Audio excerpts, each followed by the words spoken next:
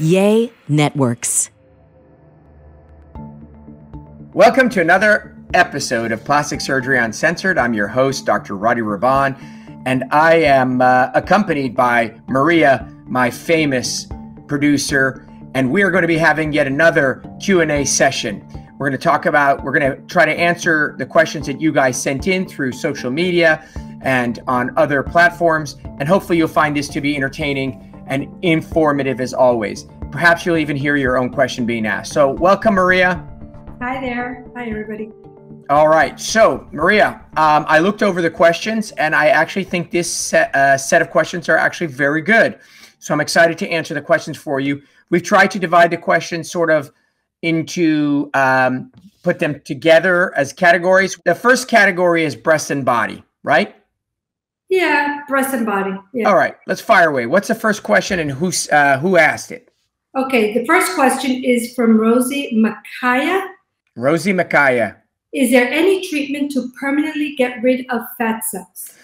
Question was, is there any treatment to permanently get rid of fat cells? And the answer is yes. There's lots of treatments that permanently get rid of fat cells. What are they? Well, liposuction permanently gets rid of fat cells. The urban legend is if I remove it here, it comes back elsewhere. That's not true. Whatever you remove surgically with a cannula ends up in a canister and ends up in a landfill is gone forever. So you've plucked out those fat cells.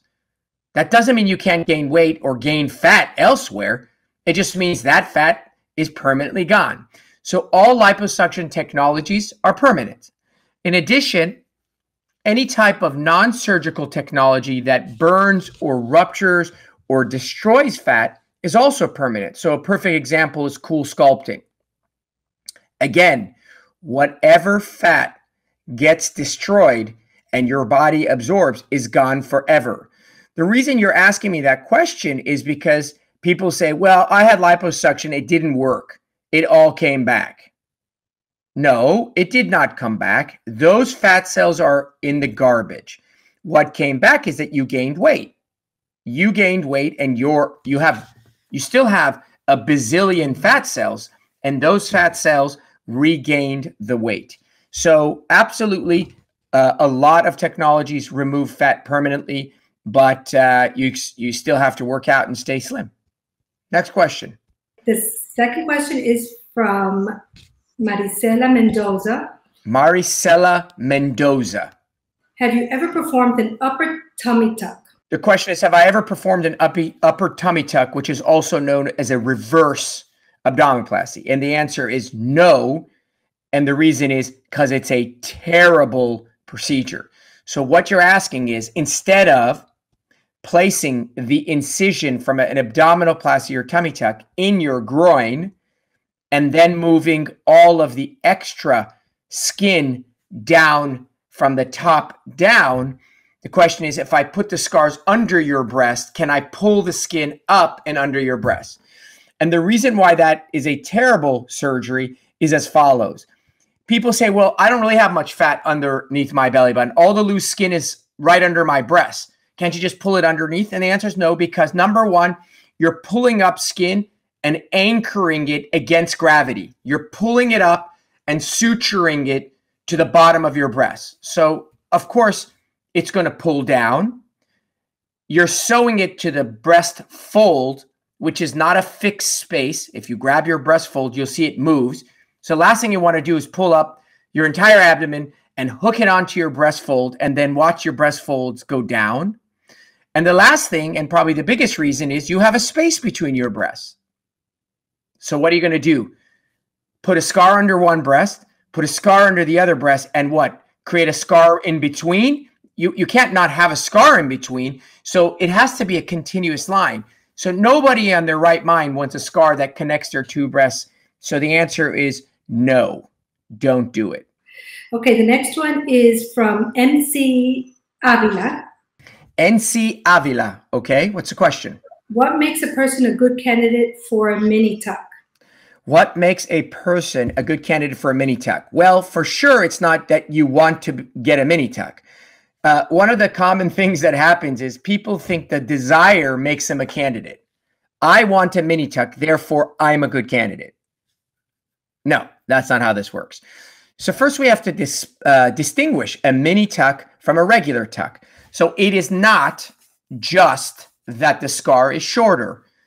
That's not the distinguishing factor between a mini tummy tuck and a full or standard tummy tuck. The distinguishing factor is as follows. In a mini tummy tuck, all you are doing is removing loose skin located below the belly button. So if you have loose skin above your belly button, it stays. If you have a bunch of muscle separation and your belly is protuberant, it doesn't get fixed.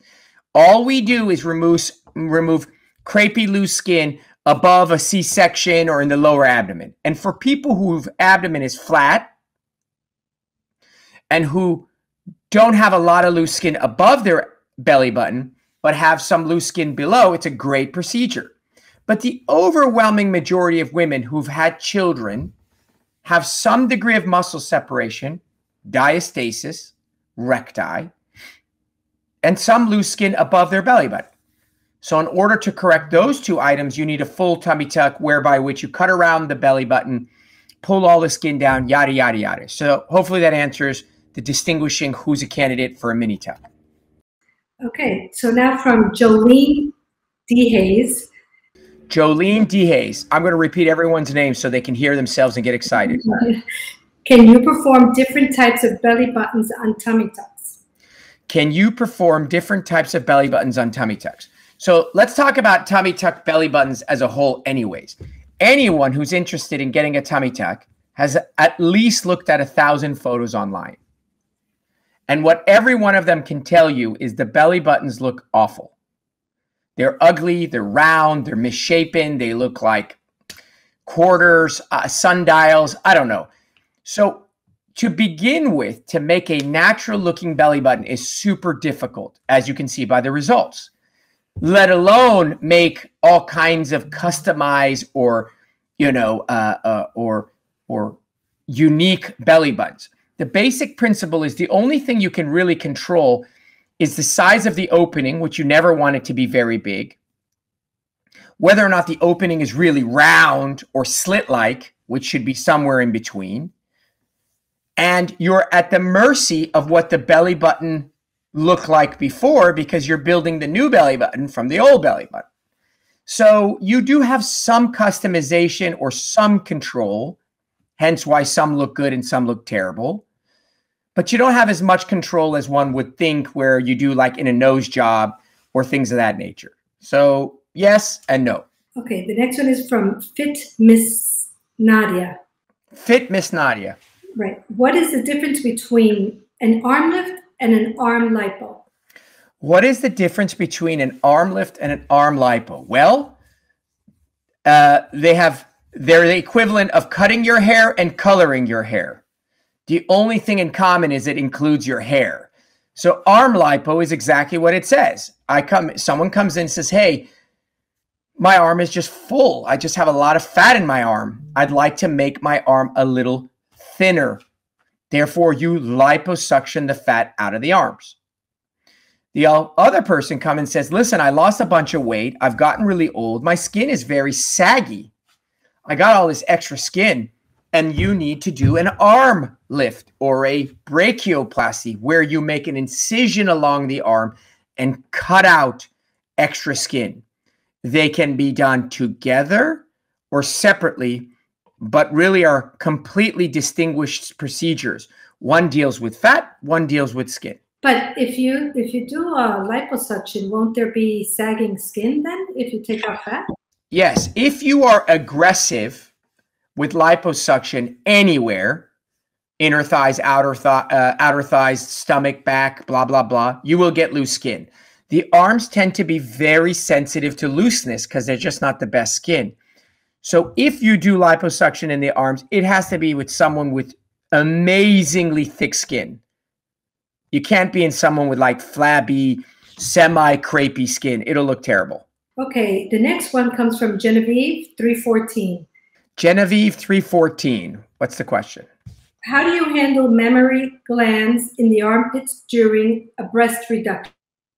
So the question is, what do you do with mammary glands? And in this instance, during a breast reduction. But the reality is what do you do with mammary glands in general? And mammary glands it's actually extra, which is extra axillary armpit breast tissue. There are some women who develop or have breast tissue located near their armpits, and it makes kind of a big ball. Now, that's not the little bit of fat that we're talking about that a lot of women complain about. I'm talking about physically breast tissue that alternates during periods and things of that nature. The only treatment for axillary, which means armpit, breast tissue is to cut it out. It's not fat. You can't liposuction breast tissue, so you have to cut it out. And so during a breast reduction, you would do your breast reduction, and then you have to make a separate incision in the armpit area to get that breast tissue out. You cannot get that breast tissue out through a breast reduction, breast augmentation, or any other incision. It has to be its own. It's very far away. Okay, next one is from Cami Shambanzar. Cami Shambanzar. I like that. That's quite a name. Okay. Do you do breast augmentations with fat and not implants? So that question is, tell me about fat transfer to the breast for augmentations, which we've answered on many a Q&A because it's a hot topic, right? It's a hot topic because of two reasons. It's a hot topic because fat transfer, borrowing fat and sticking it in somewhere, has become very popular in the last 3 to 5 years. In addition, breast implants are getting a bad rap again because of people who are complaining of BII, breast implant illness. So for those reasons, those two reasons, the idea of getting fat transfer to the breast has become so popular. I mean, think about it. It's a win-win. I borrow fat from somewhere I hate and I put it on my breasts. My breasts look amazing and I don't have to have an implant. I mean, sign me up. It just doesn't work as well as you think. Again, I will keep repeating this. The whole basis of fat transfer is to steal from Paul to pay Peter. I'll repeat it. You are stealing from Paul to pay Peter. That means that Paul is poor and Peter is rich. I'm not sure that's such a great idea. So what happens is, in order to do high volume transfer, breasts and butts, you need a lot of fat. In order to do high volume, I'm not talking about your face, transfer, you got to borrow a lot of fat. Where do you get it from? Everywhere. The belly, the arms, the inner thighs, the outer thighs, the lower back, the upper back. And I know you're thinking to yourself, well, what is wrong with that? The answer is you're removing more fat than you should for the cosmetic outcome of those areas because you need a lot of fat for the breasts. Then you transfer all that fat to the breast, and I would have to say the overwhelming majority of people find the results to be average to mediocre at best and don't really provide the results that they want. And many times the fat disappears or parts of it disappear. And so you're left with not as good an augmentation as you like. So in general, can you? Yes. Should you? The answer is depends. It has to be the right candidate. You sure as hell are not going to go from an A cup to a full C using fat transfer. That ain't going to happen. Okay, the next one is from Suni64. Suni64. Do you put implants in uneven breasts, or is it better to just go with smaller breasts with a lift in both? That's an excellent question. So let me repeat the question. If you come in and you have asymmetric breasts that don't match in size, is it better to make the bigger breast smaller, or is it better to make the smaller breast bigger with an implant? And the answer is it depends. It depends on how big your breasts are to begin with. If you have really large breasts and one breast is bigger than the other, then you would do a lift reduction on both of them and make the bigger one smaller and do no implant. If you start out with very small breasts and one breast is bigger than the other, then you need an implant, and you'll have to put an implant in a larger implant in the smaller breast than the larger breast. What you don't generally do is put an implant in only one side. Never. Because an implant on one side always is visibly obvious. So usually what I do, the truth, is I do both. I remove a little breast tissue from the bigger one, and I add implants to both of them. And the reason is the closer the match, the less obvious the difference. Okay, so the next question is from Shayna C. Designs. Shayna C. Designs. Okay, what's the question? What do you do if you see a mass or lump during a breast reduction that didn't show on the mammogram? What do you do if you find a mass or a lump in a breast during a breast reduction that didn't show up during a mammogram? Great question. That's happened to me probably on more than 24 times. What do? I do a biopsy. I've done biopsies. I'm happy to say that the overwhelming majority of those biopsies have come back negative. I am sad to say that on several occasions, the biopsies that I did, which were just sheer caution or hunch, turned out to be positive for breast cancer. In those instances, I really firmly believe that by doing this breast reduction and taking that sample, we may have saved the patient's life, because it may have taken years before that showed up. So anytime I'm doing a breast reduction, breast augmentation, tummy tuck, rhinoplasty, and I see something odd, I take a biopsy. I check it. I send it to pathology. So that should be the case with every surgeon. That's not unique to me. Everybody should be paying attention to things that are outside the area of their expertise, because we're surgeons and we're in places that we see things. Now, but do you get the results while you're still in the operation? No. So you don't. It depends on how egregious this mass or thing looks. You know, God forbid, we open it up and there's this fungating tumor. We're not going to do a breast reduction. We're going to close up and we're going to call it a day. But we are screening patients, so we're not going to get one of those like, oh my God. It's usually something really like subtle and benign appearing that we're like, huh. And then we biopsy it. We do our surgery. We close everything. We send it to pathology, and within a week, we get the results. Okay, the next person is Jeannie at home. Jeannie at home. Is there a loss of feeling or numbness at incision site when doing a body lift, similar to what occurs sometimes with C-sections? So the question is, do you get a loss of sensation on a body lift on the skin like you do with a C-section? And the answer is every single incision on your body, gallbladder, C-section, hernia, knee surgery, shoulder surgery, body lift, tummy tuck, breast reduction, every surgery leaves some cutaneous skin numbness.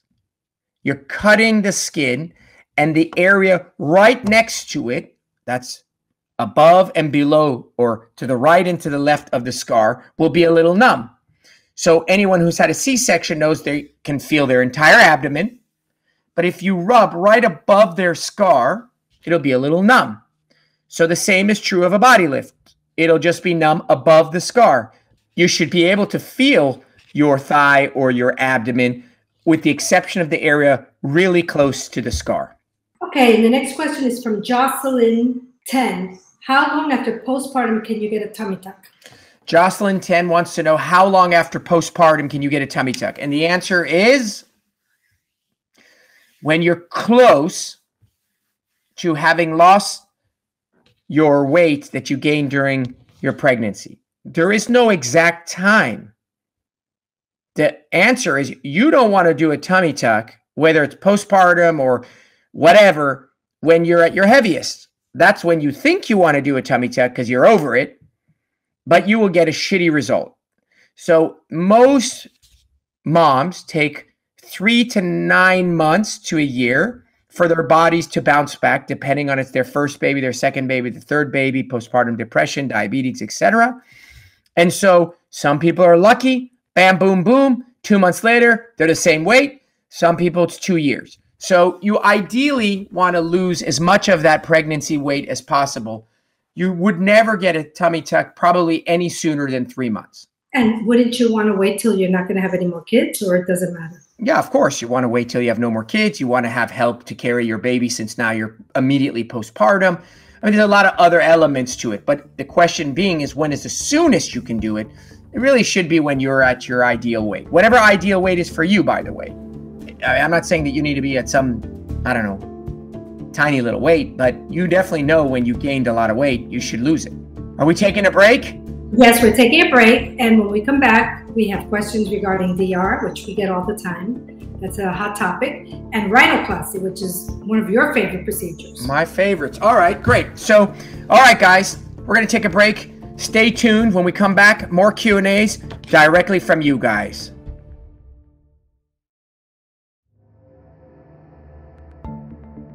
Welcome back to the second half of our episode of Plastic Surgery Uncensored.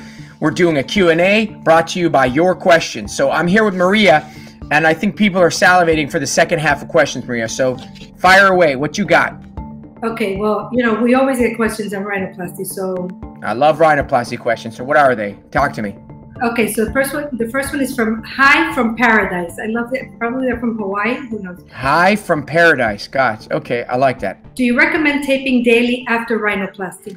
Do I recommend taping daily after rhinoplasty? So people who don't know what that means is when you have a rhinoplasty, the biggest part of a rhinoplasty other than the surgeon is the aftermath, the aftercare, the post-op care. It's way more complicated than a lot of surgeries. And so some surgeons and in certain patients, you put tape over the nose to help the swelling go away. And it just depends. It depends on the patient. We have patients with thin skin who are ideal candidates for rhinoplasty, and their post-op experience is really smooth. And then we have patients with super thick, oily, sebaceous skin, and they take a much longer route. And sometimes we tape it, sometimes we inject with steroids.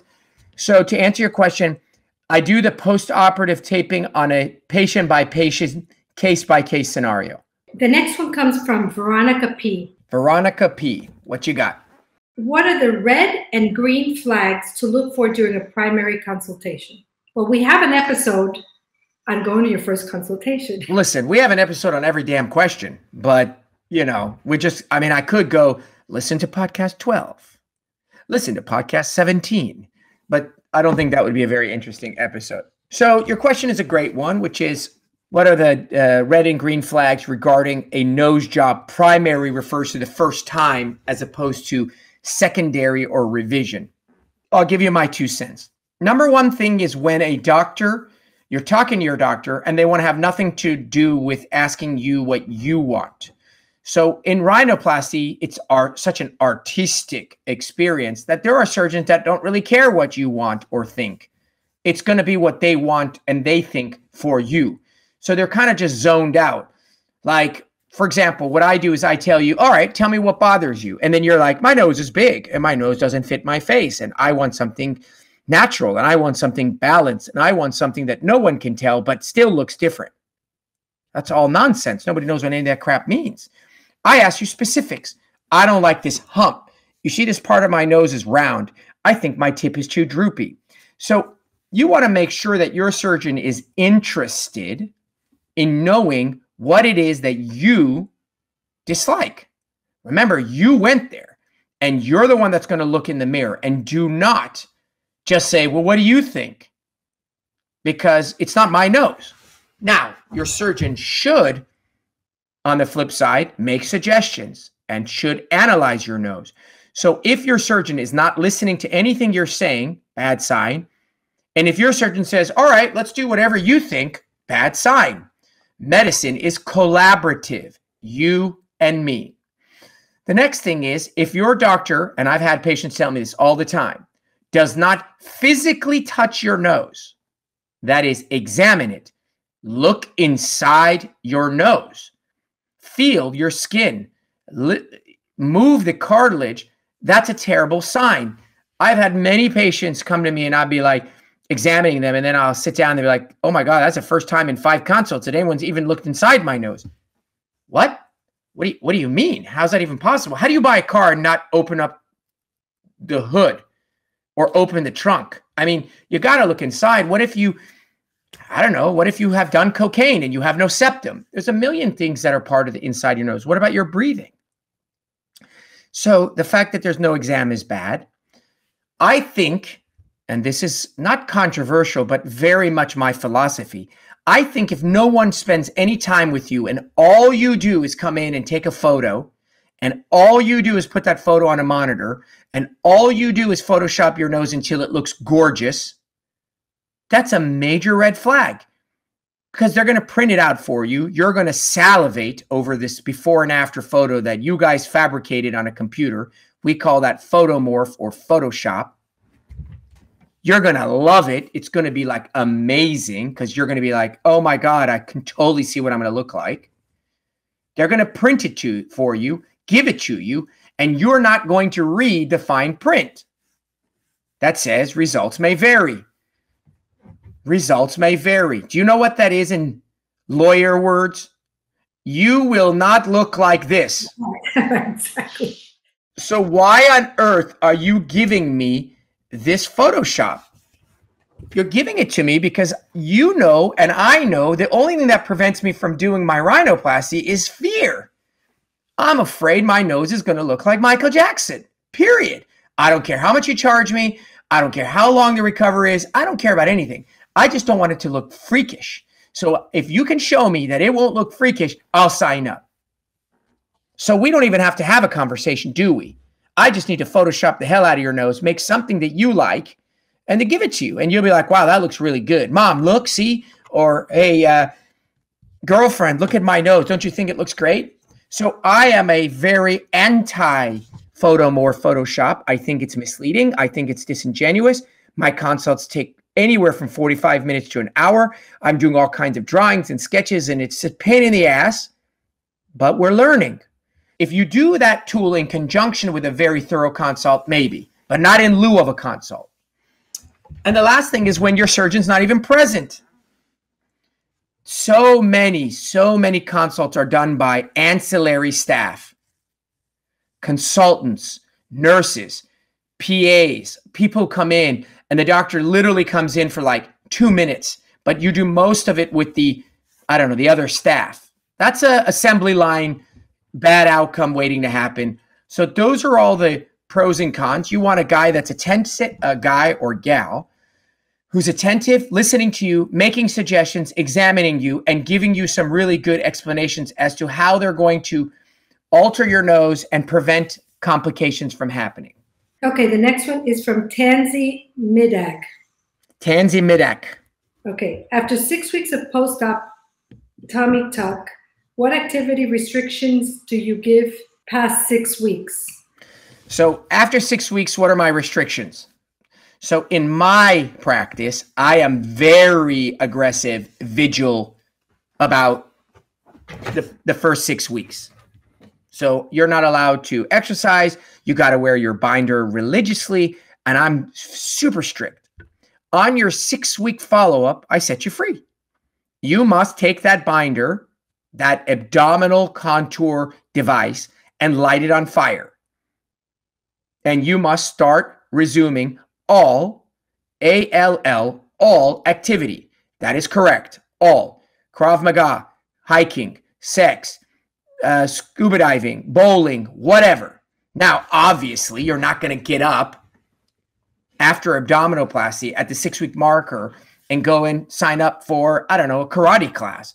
But my point I'm trying to make is you're able to do anything your body allows you to do, and you will rehabilitate as though you had done some type of, you've had some kind of injury, and you will get your body back. But there are really no restrictions in terms of activities. I don't like people doing old-fashioned sit-ups. You just had an abdominoplasty. I much prefer planks and isotonic abdominal exercises. But once I get to 6 weeks, I pretty much set you free. Next question comes from Anna Grills. She has a two-parter here. Anna Grills. Okay. What's a two-parter?